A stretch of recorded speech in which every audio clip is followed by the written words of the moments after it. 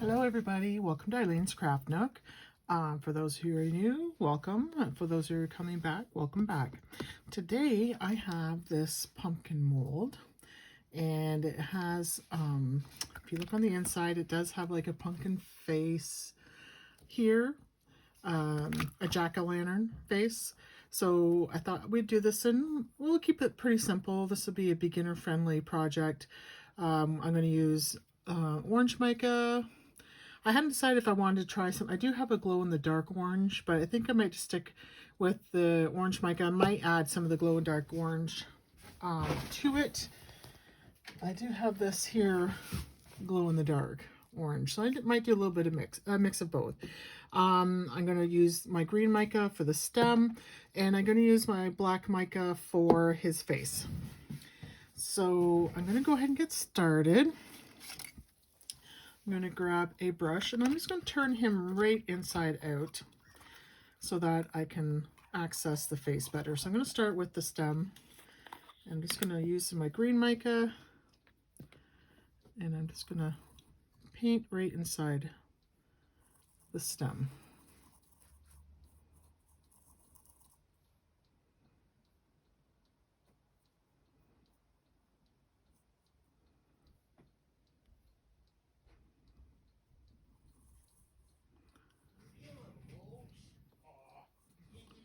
Okay, so there we go. And I'm just going to tap. I'm going to have take my paper towel here, and I'm just going to tap it off onto the paper towel. Okay, so I'm going to use my black mica, and I'm going to do his face. I'm going to do my best to try to keep it from going all over, but as we know, mica, it'll go all over. It's between the static that you get from the mold and the mica. That's just in the nature. So there will be some cleanup to do. That's okay. So I'm just going to use the black, and you can see the static. It just pulls it onto the mold. There's really, I don't know, and then maybe rub it with a fleecy sheet. I don't know if there's anything you can do. That's all static that pulls that in like that.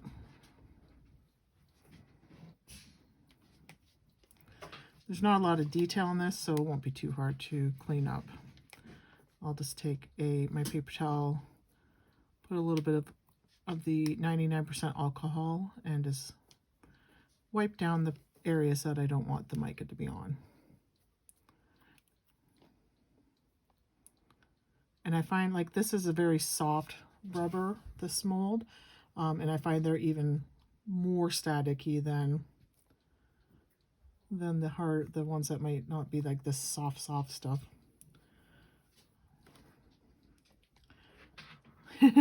You see that? That's just static. So as I bring this close, see it? I don't even have to touch it. On the static, it just pulls it in.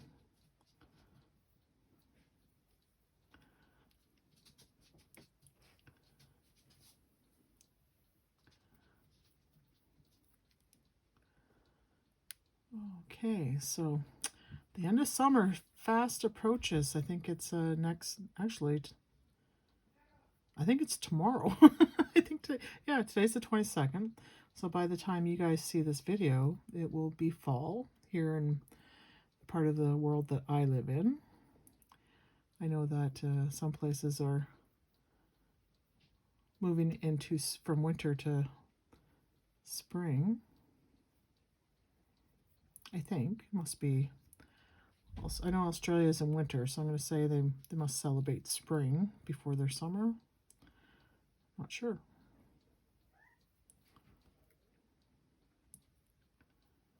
But here it's a beautiful time of year. The leaves are all changing on the trees, so they'll be in full color, reds and yellows and oranges.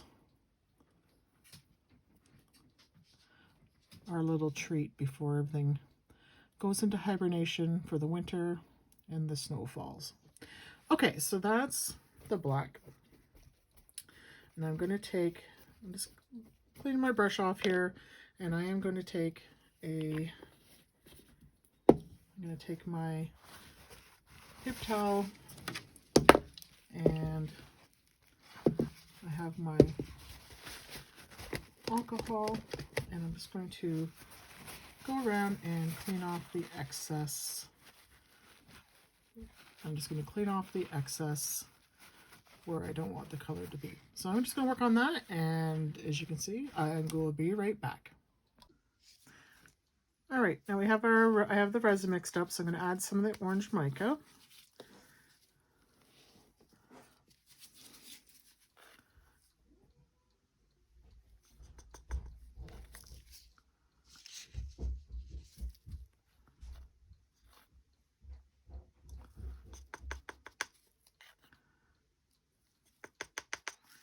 And I'm going to add some, I'm going to mix this up, and then I'm going to add some of that orange glow.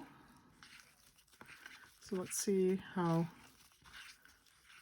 opaque this is with this orange in it. I'll give it a good mix.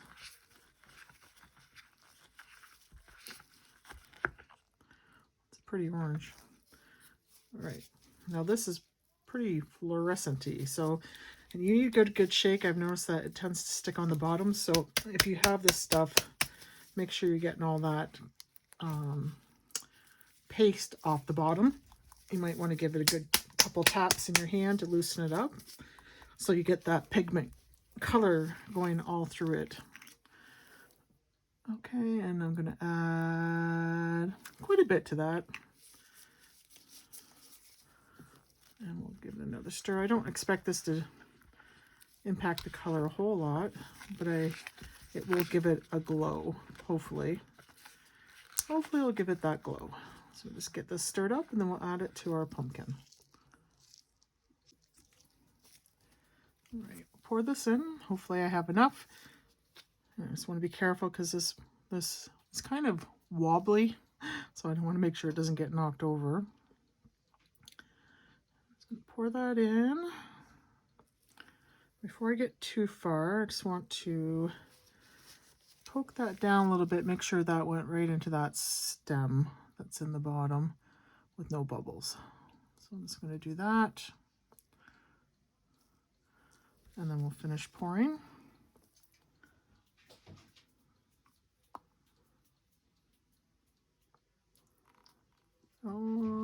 Might be a little short, but that's okay. It's not going to be short enough, I think. Well, I don't know. Let's see. What a bugger that says, eh? It's actually short. Whoa, don't.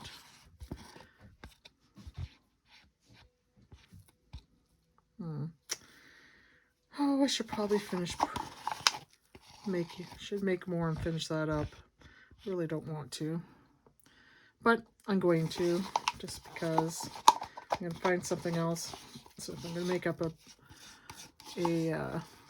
batch of resin, I might as well do another project while I'm at it. So just going to get that in there, get all scraped out.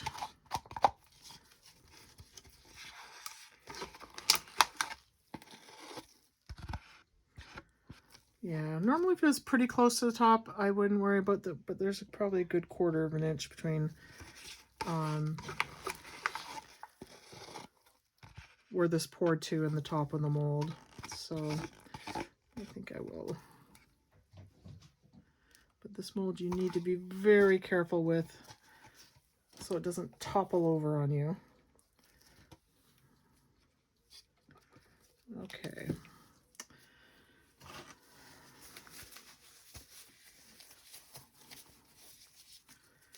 I'm just going to give that a spritz for the bubbles to pop at the top. And I'm going to move this out of the way. Oh, wiggly, wiggly. All right, and I'm going to be right back. I'm just going to mix up a bit more resin. All right, our pumpkin is dry. And I did lots of stuff with the extra resin I had when I had to make up the extra resin for this pumpkin. So let's take a look at how he turned out. Oh, look at that.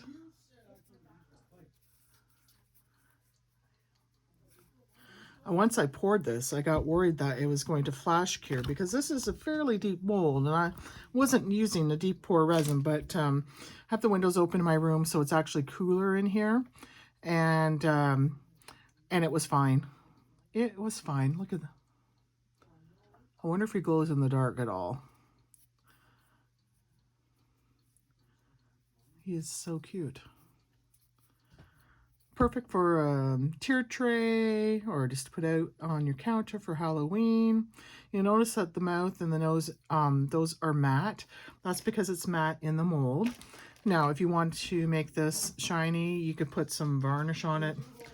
You can just put like varnish like this in it. Or you could put resin on it. Either way, it would look fine.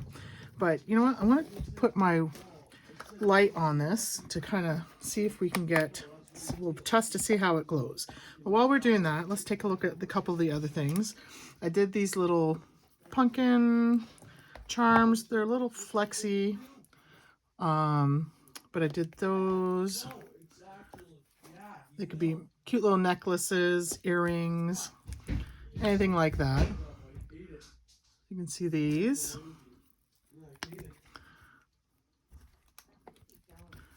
This one is, aren't they cute? So this mold is from Temu, as most of my molds are. That's where I find they are the best price. Those are cute. And I also did these little boo earrings, or again, it could be necklace. I think they're meant to be earrings. Let's see how these guys turned out. Oh, they're very flexible still. I'll have to be careful. Hasn't been quite 24 hours. I poured these last night and it's the next morning. So just get that out. There we go. So just little, I'd put some micas on it, but they didn't really come through. So I'm a little disappointed with the colors, but I mean, they're cute. I think those would look good in like a white and maybe some black or different colors. Now, what I'll probably do with these, because the colors didn't come through, I'm going to come back in with some acrylic paint and do them, which is what I did with this guy. I poured it in black, then I came in with acrylic paint and I painted it all on, and then you wipe it off. And then you can just put a sealer on it. You can put resin on if you want, but you know, that's how that's done. So, all right, let's take a look at, this is the same thing. So these are those same little hands, and I'll do the same where I just poured them in the purple, and I'm going to come back in with the white. I use chalk paint, but you can use any type. I'm going to come back in with chalk paint, paint it, and then wipe it off. So that's what these will look like when they're done. I did a little purple fish just because I don't know what to do with the extra I had. So I did a little purple fish, not sure where I'll put him. I did a set of earrings. I think I'll probably put some stickers on these, like maybe make them Halloween-y. And I'll show those, if I do that, I'll show you those in a different video. But these are meant to hang like inside each other like that. Now, they're pretty big earrings. I'd probably wear them as like a pendant, because I don't normally wear earrings, let alone earrings that big. And let's get the second one out. And we're just going to let those sit and dry because they're still a little flexy. So just want to, don't want them to lose their shape. And we did some cats. I haven't decided what I'm going to do with these yet. Probably going to do the same thing. Just kind of decorate them up for Halloween. I like this little cat mold. So yeah, you can see those are cute. And the purple I used is, it's a purple pigment. Let me show you guys. I can find where I put it. This is the purple I used. So it's like a pigment dye. I got it from Temu. It's called Diamond Glitter. It's very pretty. All right, so I'm going to take this into where it's dark, and we're going to see if it glows in the dark. It doesn't glow in the dark, but that's okay. Probably because, like, I did add the glow in the dark, but I think with the mica in there, it probably overtook. So if you want to glow in the dark, you'd probably have to just use that glow in the dark pigment and not the micas in with it. But I like them anyways. Anyways, thanks for joining me today, guys. We'll see you in the next one. Take care.